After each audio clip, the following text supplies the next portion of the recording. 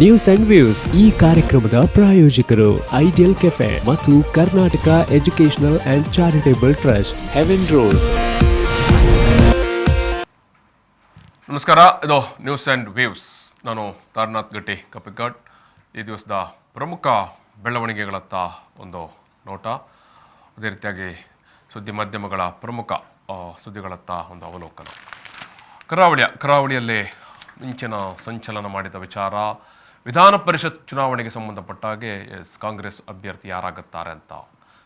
ಕಾಂಗ್ರೆಸ್ ಅಭ್ಯರ್ಥಿ ಮಂಜುನಾಥ ಭಂಡಾರಿ, ಮಂಗಳೂರಿನ ಸಹ್ಯಾದ್ರಿ ಇಂಜಿನಿಯರಿಂಗ್ ಕಾಲೇಜಿನ ಪ್ರವರ್ತಕರು, ಜೊತೆಗೆ ಹಿರಿಯ ಕಾಂಗ್ರೆಸ್ ನಾಯಕರಾಗಿರುವಂಥ ಡಾಕ್ಟರ್ ಮಂಜುನಾಥ ಭಂಡಾರಿ ಅವರಿಗೆ ಕಾಂಗ್ರೆಸ್ ಹೈಕಮಾಂಡ್ ಟಿಕೆಟ್ ನೀಡಿದೆ. ಇವತ್ತು ಭಂಡಾರಿ ಅವರು ನಾಮಪತ್ರ ಸಲ್ಲಿಸಿದ್ದಾರೆ. ಈ ವಿಚಾರವಾಗಿ ಕೂಡ ಮಾತಾಡ್ತೇನೆ. ಜೊತೆಗೆ ಮಂಗಳೂರಿನ ಗ್ರಾಮಾಂತರ ಪ್ರದೇಶ ಗುರುಪುರದಲ್ಲಿ ಮೊನ್ನೆ ನಡೆದಂಥ ಮಗುವಿನ ಕೊಲೆ ಪ್ರಕರಣ, ಕೊಲೆ ಪ್ರಕರಣದ ಬಗ್ಗೆ ಯಾಕೆ ನಮ್ಮ ಸಾಮಾಜಿಕ ಸಂಘ ಸಂಸ್ಥೆ ಸಂಘಟನೆಗಳು, ರಾಜಕೀಯ ಪಕ್ಷಗಳು, ಧರ್ಮ ಸಂಘಟನೆಗಳು, ನೇತಾರರು ಮೌನ ವಹಿಸಿದ್ದಾರೆ? ಬಡವರ ಮನೆಯ ಅಥವಾ ಬಡ ಮಗುವಿನ ಪ್ರಾಣಕ್ಕೆ ಬೆಲೆ ಇಲ್ಲವೇ? ಈ ವಿಚಾರ ಕೂಡ ನಾವು ಇವತ್ತು ಸಾಮಾಜಿಕ ಜಾಲತಾಣದಲ್ಲಿ ಭಾರಿ ಚರ್ಚೆ ಆಗ್ತಾ ಇರುವಂಥ ವಿಚಾರ. ಈ ಹಿನ್ನೆಲೆಯಲ್ಲಿ ಈ ವಿಚಾರವನ್ನು ಕೂಡ ಒಂದಷ್ಟು ಮಾತನಾಡುವಂಥದ್ದು.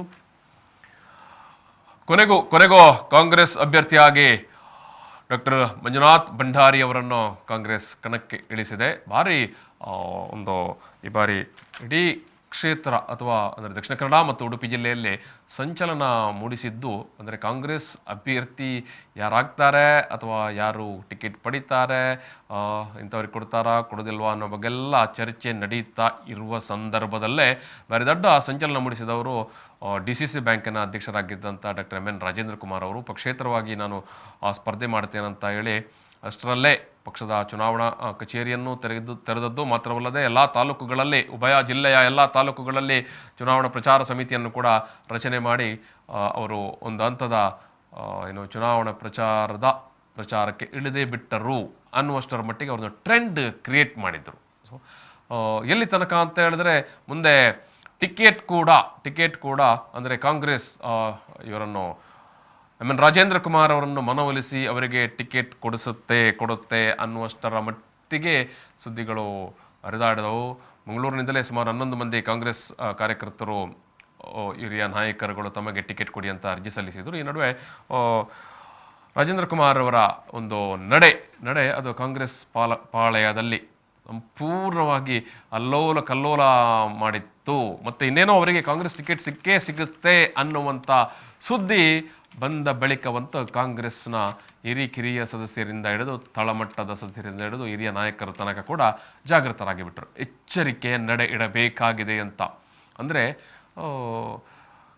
ರಾಜೇಂದ್ರ ಕುಮಾರ್ ಅವರು ಪ್ರಭಾವಿಗಳು ಮತ್ತು ಜನಬೆಂಬಲ ಇರುವವರು, ಮತ್ತು 2 ಜಿಲ್ಲೆಗಳಲ್ಲಿ ಕೂಡ ಭಾರಿ ದೊಡ್ಡ ಮಟ್ಟದಲ್ಲಿ ಸಹಕಾರಿ ಸಂಘಗಳ ನಡುವೆ ಅವರಿಗೊಂದು ಗೌರವದ ಸ್ಥಾನ ಇದೆ ಮತ್ತು ಪ್ರಭಾವ ಇದೆ. ಸೊ ಹಾಗಾಗಿ ಅವರು ಟಿಕೆಟ್ ಪಡೆದುಕೊಳ್ಳುವಂಥ ವಿಚಾರ ಅದು ಒಂದು ಕಡೆ ಇತ್ತು, ಮತ್ತು ಅವರು ಗೆಲ್ಲುವಂಥ ವಿಚಾರ ಅದು ಒಂದು ಕಡೆ ಇತ್ತು. ಮತ್ತು ಈ ನಡುವೆ ಕಾಂಗ್ರೆಸ್ನಿಂದಲೇ ಅರ್ಜಿ ಹಾಕಿ ಕಾದುಕೊಳ್ಳುತ್ತಿದ್ದ 11 ಮಂದಿ ಇದ್ದರು. ಸೊ ಕಾಂಗ್ರೆಸ್ನಲ್ಲಿ ಒಂದು ಬಣ, ಮುಖ್ಯವಾಗಿ ಉಡುಪಿ ಜಿಲ್ಲೆಯ ನಾಯಕರುಗಳೆಲ್ಲ ಹೋಗಿ ಕಾಂಗ್ರೆಸ್ ರಾಜ್ಯ ಹೈಕಮಾಂಡ್ ಜೊತೆಗೆ ಕುಳಿತುಕೊಂಡು ಮಾತಾಡಿ ರಾಜೇಂದ್ರ ಕುಮಾರ್ ಅವರನ್ನು ಕೂಡ ಕರೆಸಿ ಕೂತ್ಕೊಂಡು ಮಾತಾಡಿಸಿ ರಾಜೇಂದ್ರ ಕುಮಾರ್ ಅವರಿಗೆ ಟಿಕೆಟ್ ಕೊಡಿಸಿ ಅನ್ನುವ ತನಕದ ಮಾತುಕತೆಗಳು ನಡೆದು ಇತ್ತು. ಆದರೆ ಆ ಮಾತುಕತೆಗಿಂತ ಪೂರ್ವಭಾವಿಯಾಗಿಯೇ ರಾಜೇಂದ್ರ ಕುಮಾರ್ ಅವರಿಗೆ ಕಾಂಗ್ರೆಸ್ ಟಿಕೆಟ್ ಸಿಗುತ್ತೆ ಅನ್ನುವಂಥ ಸುದ್ದಿ ಅದು ವ್ಯಾಪಕವಾಗಿ ಕಾಂಗ್ರೆಸ್ ವಲಯದಲ್ಲಿ ಒಂದು ಜಾಗೃತಿಯನ್ನು ಮೂಡಿಸಿತ್ತು.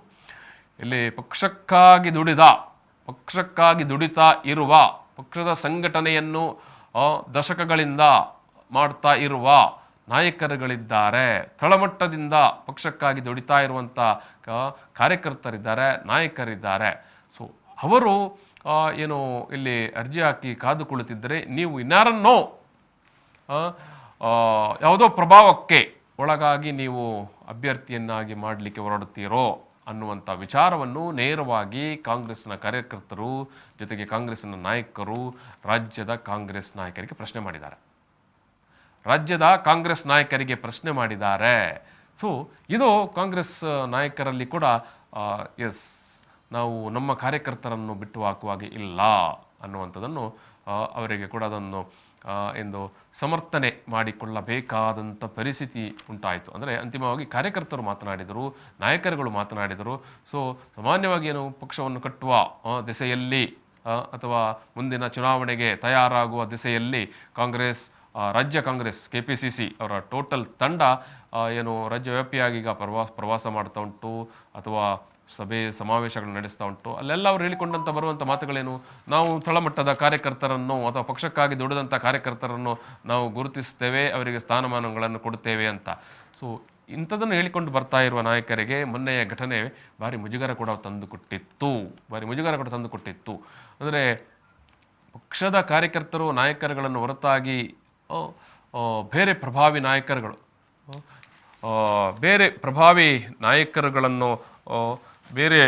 ನಾಯಕರುಗಳನ್ನು ನೀವು ಏನು ಆಯ್ಕೆ ಮಾಡ್ತೀರಿ ಅನ್ನುವಂಥ ಪ್ರಶ್ನೆ ಇದೆ ಅಲ್ವಾ, ಅದು ಭಾರಿ ದೊಡ್ಡ ಮಟ್ಟದಲ್ಲಿ ಕಾಂಗ್ರೆಸ್ನಲ್ಲಿ ಸಂಚಲನ ಮೂಡಿಸಿತ್ತು. ಮತ್ತು ನಾಯಕರುಗಳು ಕಾರ್ಯಕರ್ತರ ಮಾತಿಗೆ ಬೆಲೆ ಕೊಡಬೇಕಾಯಿತು. ಸೊ ಈ ಹಂತದಲ್ಲಿ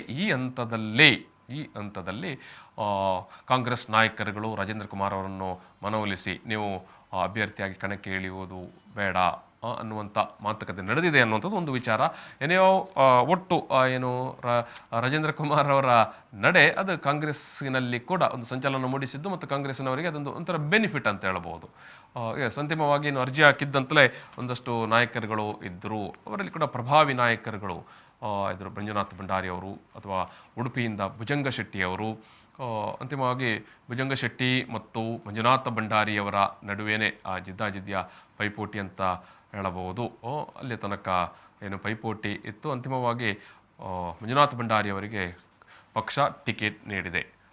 ಕಳೆದ ಬಾರಿ 2014ರ ಲೋಕಸಭಾ ಚುನಾವಣೆಯಲ್ಲಿ ಶಿವಮೊಗ್ಗ ಕ್ಷೇತ್ರದಿಂದ ಸ್ಪರ್ಧೆ ಮಾಡಿದ್ದರು ಮಂಜುನಾಥ ಭಂಡಾರಿಯವರು. BS ಯಡಿಯೂರಪ್ಪ ಅವರ ವಿರುದ್ಧ ಸ್ಪರ್ಧೆ ಮಾಡಿದ್ದರು. ಸಂದರ್ಭದಲ್ಲಿ ಅಲ್ಲಿ JDSನಿಂದ ಕೂಡ ಶಿವರಾಜ್ ಕುಮಾರ್ ಅವರ ಪತ್ನಿ ಸ್ಪರ್ಧೆ ಮಾಡಿದ್ದರು. ಸೊ ಹಾಗಾಗಿ ಅಲ್ಲಿ ತ್ರಿಕೋನ ಸ್ಪರ್ಧೆ ಏರ್ಪಟ್ಟಿತ್ತು. ಸೊ ಇಡೀ ರಾಜ್ಯದ ಗಮನ ಸೆಳೆದಂಥ ಚುನಾವಣೆ ಆಗಿತ್ತು. ಯಾಕಂತ ಹೇಳಿದ್ರೆ ಒಂದು ಮಾಜಿ ಮುಖ್ಯಮಂತ್ರಿ ಒಂದು ಕಡೆ ಸ್ಪರ್ಧೆ, ಮತ್ತೊಂದು ಕಡೆ ರಾಜ್ಕುಮಾರ್ ಫ್ಯಾಮಿಲಿಯ ಒಬ್ಬರು ಸ್ಪರ್ಧೆ, ಇನ್ನೊಂದು ಕಡೆ ಕಾಂಗ್ರೆಸ್ನಿಂದ ಮಂಜುನಾಥ್ ಭಂಡಾರಿಯವರ ಸ್ಪರ್ಧೆ. ಚುನಾವಣೆಯಲ್ಲಿ ಭಂಡಾರಿಯವರು ಸೋತಿದ್ದರು. ಆದರೆ ಕಾಂಗ್ರೆಸ್ ವಲಯದಲ್ಲಿ, ಅದು ರಾಜ್ಯ ಇರ್ಬೋದು ರಾಷ್ಟ್ರ ಇರಬಹುದು, ಕಾಂಗ್ರೆಸ್ ವಲಯದಲ್ಲಿ ಅತ್ಯಂತ ಪ್ರಭಾವಿ ನಾಯಕರಾಗಿ ಇರುವವರು ಮಂಜುನಾಥ ಭಂಡಾರಿ. ಸೊ ಅವರಿಗೆ ಕಳೆದ ಬಾರಿಯ ಟಿಕೆಟ್ ಶಿವಮೊಗ್ಗದಲ್ಲಿ ಅವರು ಪಡೀಲಿಕ್ಕೆ ಕೂಡ ಅದೇ ಕಾರಣವಾಗಿತ್ತು. ಅವರ ಇನ್ಫ್ಲೂಯೆನ್ಸ್, ಪಕ್ಷದ ಅಲ್ಲಿರುವಂಥ ಪ್ರಭಾವ, ಮತ್ತು ಇವತ್ತು ಅವರಿಗೆ ವಿಧಾನ ಪರಿಷತ್ ಚುನಾವಣೆಗೆ ಪ್ರವೇಶ ಮಾಡಲಿಕ್ಕೆ ಸಿಕ್ಕಿದಂಥ ಟಿಕೆಟ್ ಕೂಡ ಅವರ ಈ ಅವರ ಈ ಒಂದು ಇನ್ಫ್ಲೂಯೆನ್ಸ್ ಇಂದಲೇ ಅವರಿಗೆ ಈ ಒಂದು ಟಿಕೆಟ್ ಸಿಕ್ಕಿದೆ.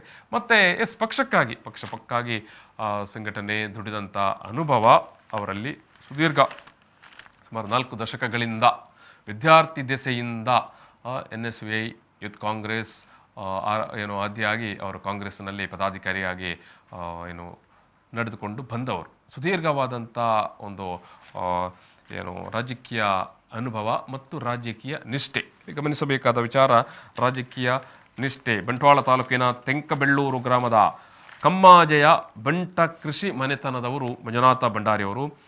ಮತ್ತು ವಿಶೇಷ ಅಂತ ಹೇಳಿದರೆ ಪಂಚಾಯತ್ ರಾಜಿನಲ್ಲಿ MPhil ಮತ್ತು PhD ಮಾಡಿರುತ್ತಾರೆ ಮಂಜುನಾಥ ಭಂಡಾರಿಯವರು. ಮಂಗಳೂರಿನ ಸಹ್ಯಾದ್ರಿ ಇಂಜಿನಿಯರಿಂಗ್ ಕಾಲೇಜಿನ ಅಧ್ಯಕ್ಷರು ಕೂಡ ಹೌದು.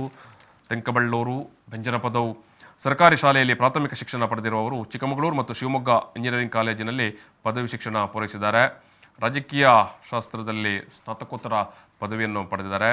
ಭಾರತೀಯ ರಾಷ್ಟ್ರೀಯ ವಿದ್ಯಾರ್ಥಿ ಕಾಂಗ್ರೆಸ್ನ ಅಂದರೆ NSY ಇದು ಜಿಲ್ಲಾ ಘಟಕದ ಅಧ್ಯಕ್ಷರಾಗಿ, ಆಮೇಲೆ ಯುವ ಕಾಂಗ್ರೆಸ್ ಕಾರ್ಯದರ್ಶಿಯಾಗಿ, KPCC ಉಪಾಧ್ಯಕ್ಷರಾಗಿ, AICC ಸದಸ್ಯರಾಗಿ ಕೂಡ ಕಾರ್ಯನಿರ್ವಹಿಸಿದ್ದಾರೆ. 2014ರಲ್ಲಿ ಶಿವಮೊಗ್ಗ ಲೋಕಸಭಾ ಕ್ಷೇತ್ರದಲ್ಲಿ ಸ್ಪರ್ಧೆ ಕೂಡ ಮಾಡಿದ್ದರು. ತುಂಬ ಈಗ ಇಲ್ಲಿ ನಾವು ಗಮನಿಸಬೇಕಾದದ್ದು, ಎಲ್ಲ ಭಾಷಣ ಮಾಡುವಾಗ ಎಲ್ಲರಿಗೂ ಹೇಳ್ತಾರೆ, ಶಿಕ್ಷಣ ಸಂಸ್ಥೆಯವರು, ವಿದ್ಯಾರ್ಥಿಗಳು, ಸಮಾಜ ಸುಧಾರಕರು, ಮಠಾಧೀಶರುಗಳು ಎಲ್ಲರೂ ಕೂಡ ರಾಜಕೀಯಕ್ಕೆ ವಿದ್ಯಾವಂತರು ಬರಬೇಕು, ರಾಜಕೀಯಕ್ಕೆ ಉನ್ನತ ವಿದ್ಯಾಭ್ಯಾಸ ಪಡೆದಿರುವವರು ಬರಬೇಕು, ರಾಜಕೀಯಕ್ಕೆ ತುಂಬ ಸುಶಿಕ್ಷಿತರು ಬರಬೇಕು ಅಂತ. ಎಸ್, ಇವತ್ತು ನೀವು ಕ್ಯಾಂಡಿಡೇಟ್ಗಳನ್ನು ಕಂಪೇರ್ ಮಾಡಿ ನೋಡಿದರೆ ಇಡೀ ಕರ್ನಾಟಕ ರಾಜ್ಯದಲ್ಲಿ ಈ ಬಾರಿಯ ವಿಧಾನ ಪರಿಷತ್ ಚುನಾವಣೆಗೆ ಸಂಬಂಧಪಟ್ಟಾಗ 25 ಕ್ಷೇತ್ರಗಳಿಗೆ ಏನು ಚುನಾವಣೆ ನಡೀತಾ ಉಂಟು. ವಿಧಾನ ಪರಿಷತ್ತಿನ ಚುನಾವಣೆ ಎಲ್ಲ ಪಕ್ಷಗಳ ಎಲ್ಲ ಕ್ಯಾಂಡಿಡೇಟ್ಗಳ ಪೈಕಿ ನೀವು ಅಳತೆ ಮಾಡಿ ನೋಡೋದೇ ಆದರೆ ಅದು ಮಂಜುನಾಥ ಭಂಡಾರಿಯವರ ಏನು ರ್ಯಾಂಕ್ ಅಥವಾ ಅವರ ವಿದ್ಯಾಭ್ಯಾಸದ ಎಜುಕೇಷನಲ್ ಕ್ವಾಲಿಫಿಕೇಷನ್ ಎರಡೂ ಏನು ಒಂದು ಕಡೆ ಮಾಸ್ಟರ್ ಡಿಗ್ರಿ, ಇಂಜಿನಿಯರಿಂಗ್ ಪದವಿ, ಆಮೇಲೆ ಡಾಕ್ಟರೇಟ್, PhD ಇಷ್ಟೆಲ್ಲ ಅವರು ಸ್ವಯಂ ಅಧ್ಯಯನದ ಮೂಲಕ ಪಡೆದು ಬಂದವರು ಅನ್ನುವಂಥದ್ದು. ಮತ್ತು ಇನ್ನೊಂದು ಕಡೆ ಇಂಜಿನಿಯರಿಂಗ್ ಕಾಲೇಜಿನ ಅಧ್ಯಕ್ಷರಾಗಿ ಕೂಡ ಕಾರ್ಯನಿರ್ವಹಿಸ್ತಾ ಇರುವವರು. ಶಿಕ್ಷಣದ ಬಗ್ಗೆ ಅಪಾರವಾದಂಥ ಅಭಿಮಾನ ಜೊತೆಗೆ ಆಳವಾದಂಥ ಅಧ್ಯಯನ ಮತ್ತು ನಾಲೆಜ್ ಇರುವಂಥವ್ರು. ಶಿಕ್ಷಣ ಕ್ಷೇತ್ರದ ಬಗ್ಗೆ ಅಪಾರವಾದ ಅನುಭವ ಮತ್ತು ಜ್ಞಾನ ಇರುವಂಥವರು. ಸೊ UPA ಸರ್ಕಾರ ಇರುವ ಸಂದರ್ಭದಲ್ಲಿ ಕೂಡ ಅವತ್ತಿನ HRD ಮಿನಿಸ್ಟರ್ ಪೃಥ್ವಿರಾಜ್ ಅವರ ಜೊತೆಗೆ ಒಂದು ಬಾರಿ ನಿಕಟ ಸಂಪರ್ಕ ಇತ್ತು. ಅವತ್ತು ಕೂಡ ಅವರು ಏನು ಮಂಗಳೂರು ಅಥವಾ ಕರಾವಳಿಗೆ ಭೇಟಿ ನೀಡಿದ ಸಂದರ್ಭದಲ್ಲೆಲ್ಲ ಮಂಜುನಾಥ ಭಂಡಾರಿ ಅವರಿಗೆ ಕಾಲೇಜುಗಳಿಗೆ, ಯೂನಿವರ್ಸಿಟಿಗಳಿಗೆ ಅವರನ್ನು ಭೇಟಿ ಮಾಡಿಸುವಂಥದ್ದು ಅಥವಾ ಶಿಕ್ಷಕರ ಜೊತೆಗೆ ಸಮಾಲೋಚನಾ ಕಾರ್ಯಗಳನ್ನು ನಡೆಸುವಂಥದ್ದನ್ನೆಲ್ಲ ನಡೆಸ್ತಾ ಇದ್ರು. ಅಂದರೆ ಮಂಜುನಾಥ ಭಂಡಾರಿಯವರು ಅತ್ಯಂತ ಅರ್ಹ ವ್ಯಕ್ತಿ. ವಿಧಾನ ಪರಿಷತ್ತಿಗೆ ಪ್ರವೇಶ ಮಾಡಲಿಕ್ಕೆ ಅತ್ಯಂತ ಅರ್ಹ ವ್ಯಕ್ತಿ. ನಾವು ಒಬ್ಬ ವ್ಯಕ್ತಿಯ ಕ್ವಾಲಿಫಿಕೇಷನ್ ಆತನಿಗಿರುವ ಅನುಭವ, ಆತನಿಗಿರುವ ಜ್ಞಾನ, ಈ ಎಲ್ಲ ವಿಚಾರಗಳನ್ನು ನೋಡಿದಾಗ ಮಂಜುನಾಥ ಭಂಡಾರಿ ಅತ್ಯಂತ ಅರ್ಹವಾದ ವ್ಯಕ್ತಿ.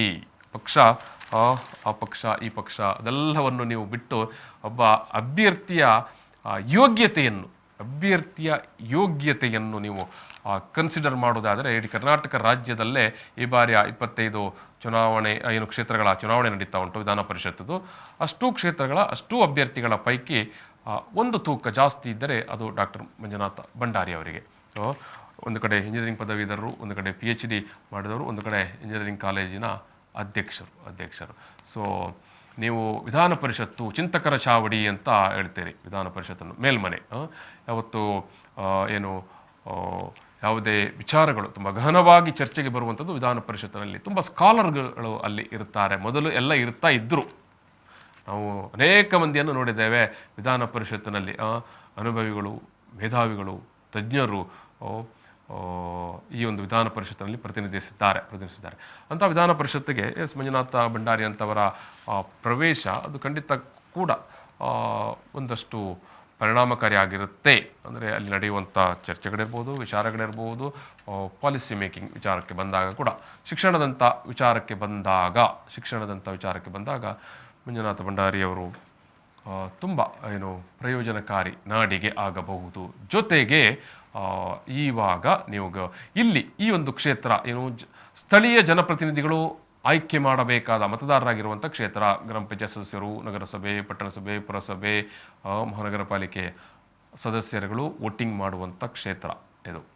ಸೊ ಪಂಚಾಯತ್ ರಾಜ್ ಬಗ್ಗೆ ಕೂಡ MPhil ಮತ್ತು PhD ಮಾಡಿರುವಂಥ ಒಬ್ಬ ಅನುಭವಿ. ತಳಮಟ್ಟದ ನಮ್ಮ ಆಡಳಿತ ವ್ಯವಸ್ಥೆ ಯಾವ ರೀತಿ ಇರುತ್ತೆ ಅನ್ನೋ ಬಗ್ಗೆ ಅಪಾರವಾದಂಥ ಅನುಭವ ಕೂಡ ಮಂಜುನಾಥ ಭಂಡಾರಿಯವರಿಗೆ ಇರುವಂಥದ್ದು.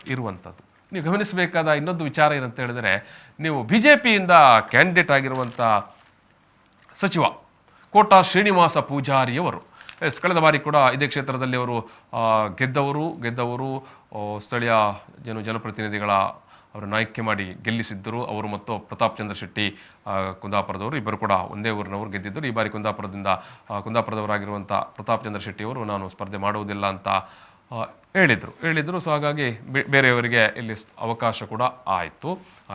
ನಾನು ಯಾಕೆ ಕೋಟಾ ಶ್ರೀನಿವಾಸ ಪೂಜಾರಿ ಅವರನ್ನು ಉಲ್ಲೇಖ ಮಾಡಬೇಕಾಯ್ತು ಅಂತ ಹೇಳಿದರೆ, ಇದು ಕ್ಷೇತ್ರ ಅಂದರೆ ದ್ವಿಸದಸ್ಯತ್ವ ಕ್ಷೇತ್ರ. ಇದು 2 ಅಭ್ಯರ್ಥಿಗಳನ್ನು ಆಯ್ಕೆ ಮಾಡುವಂಥ ಕ್ಷೇತ್ರ ಉಡುಪಿ ಮತ್ತು ಮಂಗಳೂರು. ಇವತ್ತು ನೀವು ಕೋಟಾ ಶ್ರೀನಿವಾಸ ಪೂಜಾರಿ ಅವರನ್ನು ಗಮನಿಸಿದಾಗ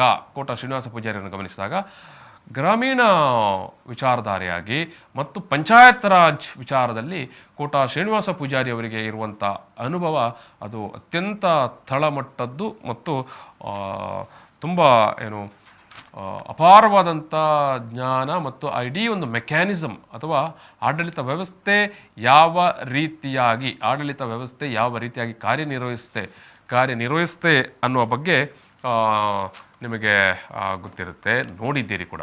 ಯಾಕಂತ ಹೇಳಿದ್ರೆ ಸ್ಥಳೀಯ ಜನಪ್ರತಿನಿಧಿಗಳ ಮೂಲಕ ಆಯ್ಕೆಯಾದಂಥ ಕೋಟಾ ಶ್ರೀನಿವಾಸ ಪೂಜಾರಿ ಅವರು ಸ್ಥಳೀಯ ಪಂಚಾಯತ್ಗಳು ಅದು ಯಾವ ರೀತಿ ಅವರು ಕಾರ್ಯನಿರ್ವಹಿಸ್ತಾರೆ, ಸ್ಥಳೀಯ ಪಂಚಾಯತ್ಗಳಿಗೆ ಸಿಗುವಂಥ ಅನುದಾನಗಳೇನು, ಸ್ಥಳೀಯ ಪಂಚಾಯತನ ಸದಸ್ಯರಿಗೆ ಸಿಗುವಂಥ ಗೌರವಧನ ಏನು, ಅದನ್ನು ಏರಿಸಲಿಕ್ಕೆ ಏನೆಲ್ಲ ಮಾಡಬೇಕಾಯಿತು, ಎಲ್ಲ ವಿಚಾರದ ಬಗ್ಗೆ ಕೋಟಾ ಶ್ರೀನಿವಾಸ ಪೂಜಾರಿ ಅವರಿಗೆ ಅಪಾರವಾದಂಥ ಅನುಭವಗಳು ಮತ್ತು ಆ ಒಂದು ನೆಟ್ವರ್ಕ್ ಕೂಡ ಇದೆ. ಸೊ ಹಾಗಾಗಿ ಇವತ್ತಿಗೆ ಕೂಡ ಕರ್ನಾಟಕದ ಮಟ್ಟಿಗೆ ಪಂಚಾಯತ್ ರಾಜ್ ವಿಚಾರದ ಬಗ್ಗೆ ತುಂಬ ಚೆನ್ನಾಗಿ ಮಾತನಾಡುವವರು, ತುಂಬ ಆಳವಾಗಿ ಅಧ್ಯಯನ ಮಾಡಿದವರು ಯಾರಂತ ಕೇಳಿದರೆ ಅದು ಕೋಟಾ ಶ್ರೀನಿವಾಸ ಪೂಜಾರಿಯವರು.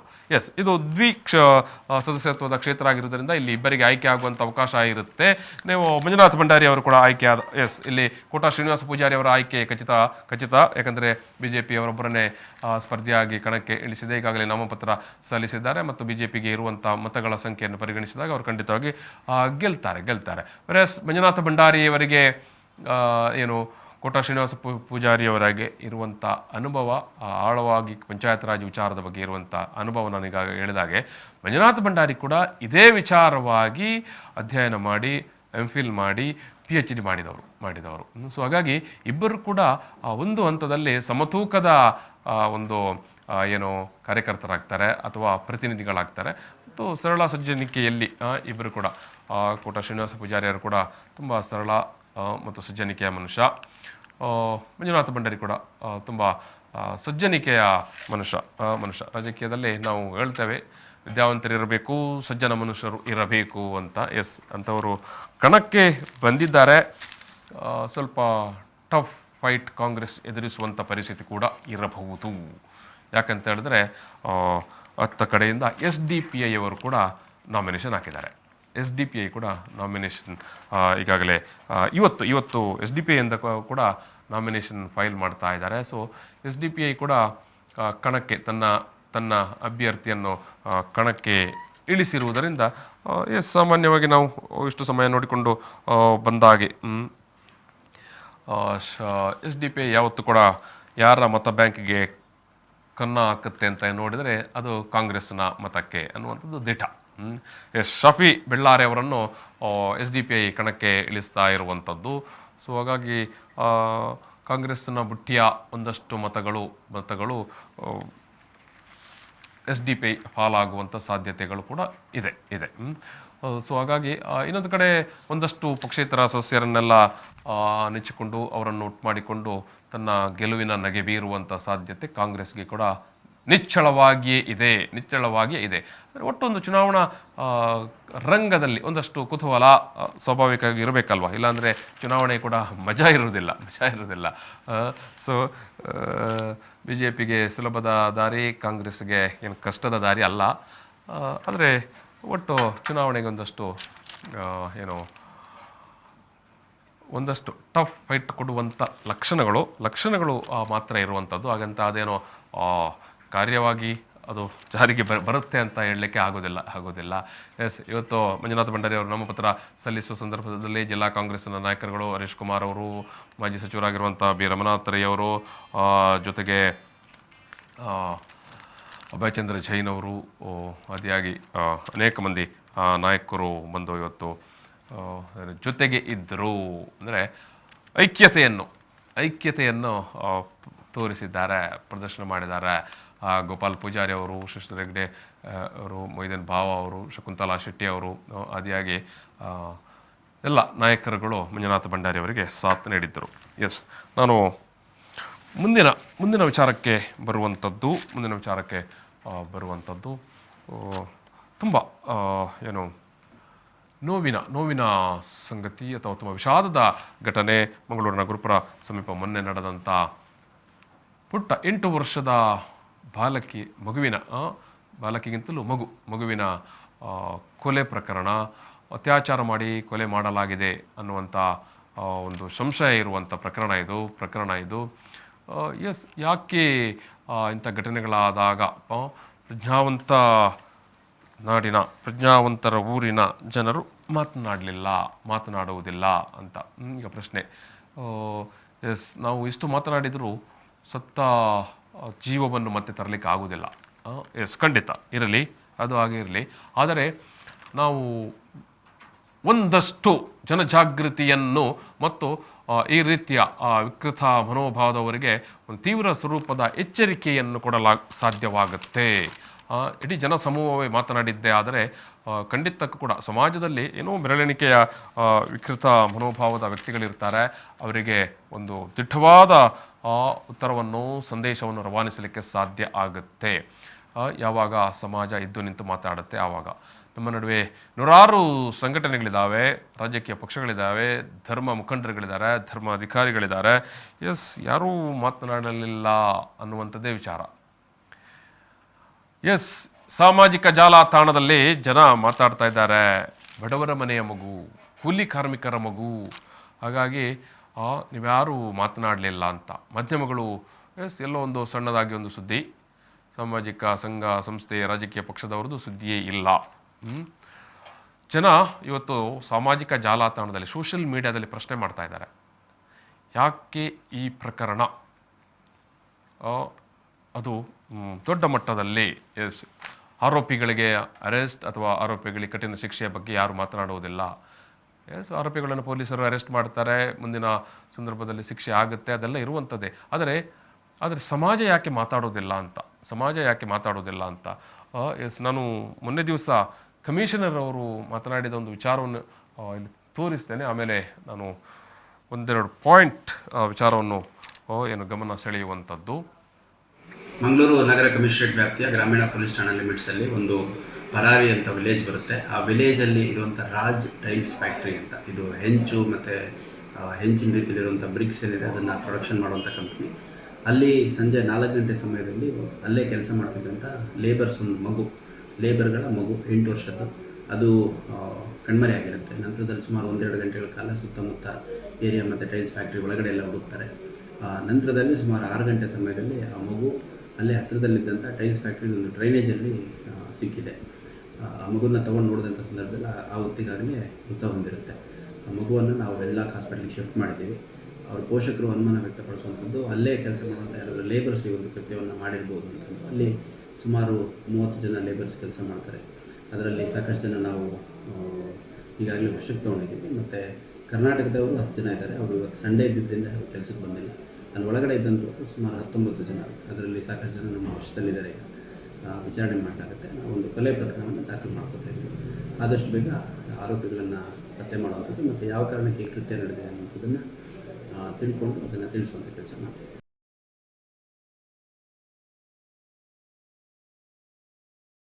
ಮಂಗಳೂರು ಕಮಿಷನರ್ ಮಾತನಾಡಿರುವಂಥ ವಿಚಾರ ಇದು. ಉಳಾಯಿಬೆಟ್ಟು ಪರಾರಿ ಟೈಲ್ಸ್ ಫ್ಯಾಕ್ಟರಿ ಆವರಣದಲ್ಲಿ ನಡೆದಂಥ ಘಟನೆ ಇದು. ಜಾರ್ಖಂಡ್, ಬಿಹಾರ ಮೂಲದ ಕಾರ್ಮಿಕರು ಈ ಒಂದು ಟೈಲ್ಸ್ ಫ್ಯಾಕ್ಟರಿಯಲ್ಲಿ ಕೆಲಸ ಮಾಡ್ತಾ ಇದ್ದರು. ಭಾನುವಾರ ಸಂಜೆ ದಿವಸ ನಡೆದಿರುವಂಥ ಘಟನೆ ರಾಜ್ ಟೈಲ್ಸ್ ಫ್ಯಾಕ್ಟರಿಯನ್ನು ಕೇರಳದ ಮೂಲದ ವ್ಯಕ್ತಿಯೊಬ್ಬರು ನಡೆಸ್ತಾ ಇದ್ದರು ಮತ್ತು ಅದರಲ್ಲಿ ದುಡಿಲಿಕ್ಕೆ ಸುಮಾರು 25 ಮಂದಿ ಕಾರ್ಮಿಕರು, ಜಾರ್ಖಂಡ್ ಮತ್ತು ಬಿಹಾರ ಮೂಲದ ಕಾರ್ಮಿಕರು ಕೆಲಸ ಮಾಡ್ತಾ ಇದ್ದರು.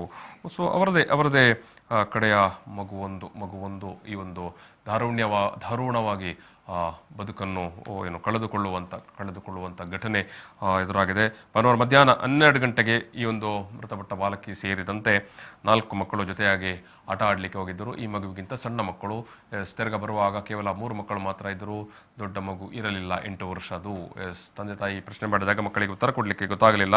ಸೊ ಅಂತಹ ಸಂದರ್ಭದಲ್ಲೆಲ್ಲ ಹುಡುಕಾಡಿದಾಗ ಈ ಮಗುವಿನ ಮೃತದೇಹ ಪಕ್ಕದ ಚರಂಡಿಯಲ್ಲಿ ಪತ್ತೆಯಾಗಿತ್ತು. ಅಲ್ಲಿ ಬೇರೆ ಯಾರೋ ಓಡಾಡೋದ ಪ್ರದೇಶ ಎಲ್ಲ ಇದೆ. 25 ಕಾರ್ಮಿಕರು ಓಡಾಡ್ತಾ ಇರುವಂಥ ಪ್ರದೇಶವಾಗಿತ್ತು. ಸುಮಾರು 20 ಮಂದಿಯನ್ನು ಪೊಲೀಸರು ಈಗಾಗಲೇ ವಿಚಾರಣೆ ಕೂಡ ಮಾಡಿದ್ದಾರೆ. ಎಸ್, ಪ್ರಶ್ನೆ, ಕೂಲಿ ಕಾರ್ಮಿಕರ ಮನೆಯ ಮಗು ಮೃತಪಟ್ಟಾಗ ನಮ್ಮ ಸಮಾಜ ಯಾಕೆ ಮಾತನಾಡುವುದಿಲ್ಲ? ನಮ್ಮ ಸಮಾಜ ಯಾಕೆ ಮಾತನಾಡುವುದಿಲ್ಲ ಅಂತ.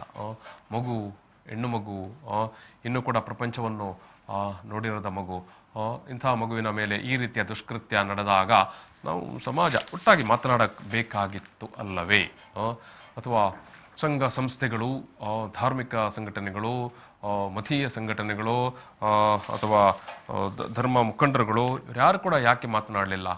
ಕೂಲಿ ಕಾರ್ಮಿಕರ ಮಗುವಿನ ಪ್ರಾಣಕ್ಕೆ ಬೆಲೆ ಇಲ್ಲವೇ? ಬಡವರ ಮನೆಯ ಮಗುವಿನ ಪ್ರಾಣಕ್ಕೆ ಬೆಲೆ ಇಲ್ಲವೇ? ಮಾತನಾಡಿದ್ರಿಂದ ಏನು ಪ್ರಾಣ ತಂದು ಕೊಡಲಿಕ್ಕೆ ಆಗುವುದಿಲ್ಲ, ಆದರೆ ಒಂದು ಭಾರಿ ದೊಡ್ಡ ಕಠಿಣವಾದ ಎಚ್ಚರಿಕೆಯ ಸಂದೇಶವನ್ನು ಸಮಾಜಕ್ಕೆ ರವಾನೆ ಮಾಡಲಾಗುತ್ತೆ. ಇನ್ನೂ ಕೂಡ ಅಲ್ಲಲ್ಲಿ ಇರುವಂಥ ವಿಕೃತ ಜನರ ವಿಕೃತ ಮನಸ್ಥಿತಿಯವರಿಗೆ ಒಂದು ಕಠಿಣವಾದ ಸಂದೇಶವನ್ನು, ಎಚ್ಚರಿಕೆಯನ್ನು ರವಾನೆ ಮಾಡಲಿಕ್ಕೆ ಸಾಧ್ಯ ಆಗುತ್ತೆ. ಕಾನೂನು ವ್ಯವಸ್ಥೆಯನ್ನು ಕಾಪಾಡಬೇಕಾದವರು ಕೂಡ ಒಂದಷ್ಟು ಅಲರ್ಟ್ ಆಗಲಿಕ್ಕೆ, ಜನರಿಗೆ ಏನಾಗಿರುತ್ತೆ, ಎಷ್ಟೋ ಸಂದರ್ಭದಲ್ಲಿ ಅಪರಾಧ ಕೃತ್ಯ ಎಸಗುವವರಿಗೆ ಕಾನೂನಿನ ಬಗ್ಗೆ ಭಯ ಇರುವುದಿಲ್ಲ.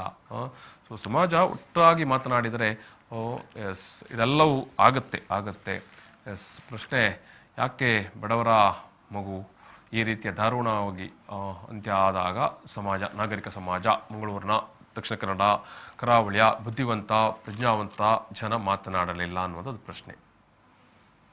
ಎಸ್, ನಾನು ಈ ಒಂದು ನ್ಯೂಸ್ ಆ್ಯಂಡ್ ವ್ಯೂಸಲ್ಲಿ ಸಮಾಪನ ಮಾಡ್ತೇನೆ. Thank you.